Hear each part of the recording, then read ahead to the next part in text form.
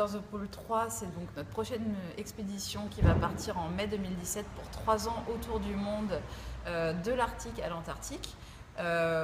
et en passant par une longue période en Polynésie française, et qui visera à étudier les zones profondes qu'on appelle crépusculaires, donc entre 50-70 mètres et 150 mètres en plongée avec de la recherche scientifique. D'accord. Et sur cette zone crépusculaire, qu'est-ce qu'elle a un intérêt scientifique particulier? Alors tout à fait, donc cette zone en fait crépusculaire est une zone aujourd'hui qui n'est pas particulièrement étudiée en fait, en tout cas qui manque en données, en collecte de données au niveau scientifique, car c'est une zone qui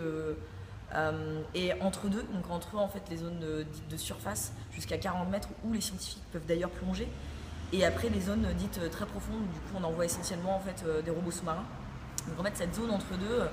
elle mérite énormément en fait d'études aujourd'hui et est demandée notamment par les scientifiques. Donc en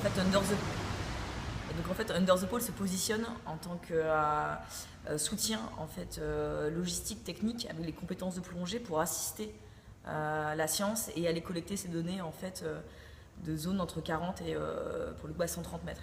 Donc que ce soit dans les milieux polaires ou dans les milieux de zones d'eau chaude.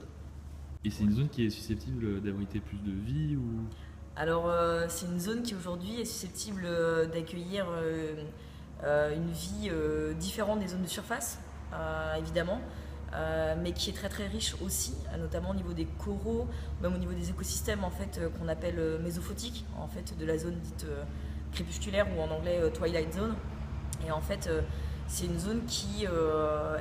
paraît moins riche et moins dense, mais qui en fait serait peut-être aujourd'hui le refuge des zones en fait de surface qui reçoivent en fait une agressivité par tout ce qui est la pollution,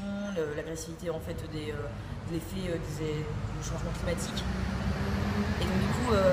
aujourd'hui c'est une zone effectivement qui est différente, mais qui est à étudier pour mieux comprendre en fait les effets, l'impact en fait de surface sur les zones profondes.